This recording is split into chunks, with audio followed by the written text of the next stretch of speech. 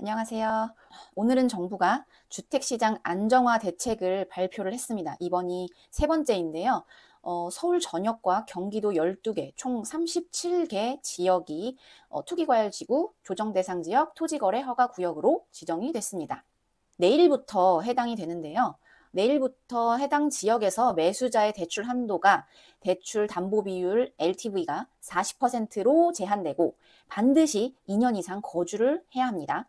기존에 6억으로 제한됐던 수도권 주택담보대출 규제는 주택 가격에 따라 최대 2억까지 축소가 되는데요. 이게 어떻게 축소가 되는지 한번 보면요. 수도권 규제지역 주택 가격에 따른 주택담보대출 최대 한도 차등 적용이 내일부터는 원래는 6억이었던 게 15억 이하 주택은 그대로 6억, 15억 초과되고 25억 이하인 주택은 4억, 25억 초과하는 주택은 2억까지만 대출이 됩니다.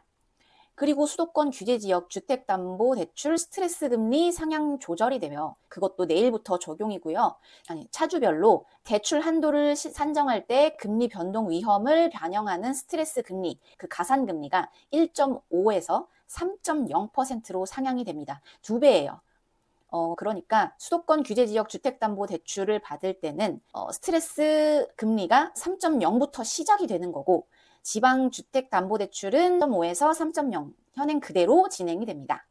그리고 수도권 규제지역 1주택자가 전세대출을 받으려고 하면 DSL에 적용이 됩니다. 이건 또 무슨 내용이냐 하면 원래는 1주택자가 전세대출을 또 받으려고 하면 전세대출은 DSR 적용해서 제외가 됐었거든요. 그런데 이제부터 1주택자가 수도권 규제지역에서 임차인으로 전세대출을 받는 경우에 전세대출 이자 상환분을 DSR에 반영하게 됩니다. 그래서 결론이 뭐냐? 1주택자도 전세대출도 DSR에 들어가기 때문에 이제 대출 한도가 또 줄어들게 된다는 말이죠. 우선 무주택자가 규제지역 내에서 주담대를 받을 경우에 주택담보대출 비율 LTV가 70%가 원래 됐었는데 40%로 낮아질 거고요. 전세대출을 보유한 차주는 규제지역 내에 3억 원이 넘는 아파트를 새로 살 수가 없고 규제지역 내 3억 원 초과 아파트를 취득한 사람 역시 전세대출을 받을 수가 없습니다. 또 1억 원이 넘는 신용대출을 보유한 자는 대출 실행일 1년간 규제지역 내 주택을 구입할 수가 없고요. 토지거래 허가구역 신규 지정에 따라서 상가, 오피스텔 등 비주택 담보대출의 LTV 비율도 기존의 70%에서 40%로 낮아졌습니다. 이번 대책이 대출을 통해서 고가주택 매수와 상급지 갈아타기 수요를 집중적으로 억제하는 만큼 중저가 아파트 등의 수요가 쏠리는 풍선 효과가 나타날 것을 방지하려고 그 주변의 경기도까지 전부 다 규제 지역으로 막아 놓았는데요. 현금 여력 있는 자산가 중심의 똘똘한 한 채 현상이 이제 심화될 수 있다는 지적도 나오고 있습니다. 이재명 정부 세 번째 부동산 대책이 오늘 이 대책인데 여기서도 세제 대책이 빠졌어요.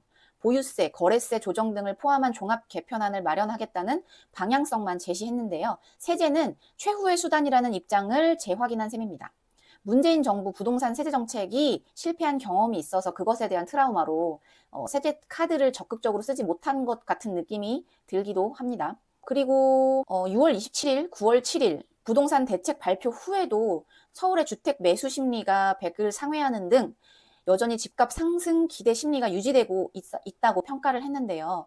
서울 전반의 집값 상승률은 오히려 탄력을 받고 있습니다. 금융 규제와 공급 확대를 이미 발표한 상황에서 앞으로 쓸 수 있는 카드로 가장 많이 거론되는 게 수요를 직접적으로 억제할 수 있는 세제인데요. 정부 내부에서는 정치적 부담과 정책 리스크 때문에 세제 강화를 조금 주저하는 분위기인 것 같기는 합니다.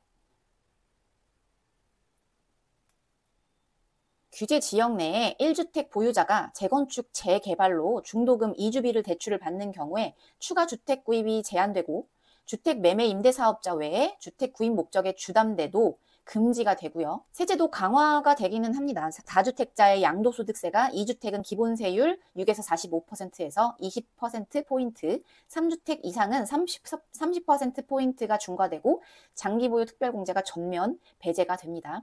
그리고 양도세, 1가구 1주택 비과세 요건도 2년 보유 외에 2년 거주 요건이 또 추가가 되고 청약에서는 국민, 민영주택의 1순위 자격 요건이 통장 가입 후에 2년 이상 가입자와 세대주 등으로 강화되고 가점제 적용 비율이 높아지면서 재당첨 제한도 최대 10년으로 강화됩니다. 규제지역 지정으로 정비사업도 또 진행되고 있는 게 타격을 받게 되는데요. 재건축은 조합 설립 인가 이후에 재개발은 관리 처분 인가 이후 조합원 지위 양도가 금지되고 재건축 조합원당 주택 공급수가 1주택으로 제한됩니다.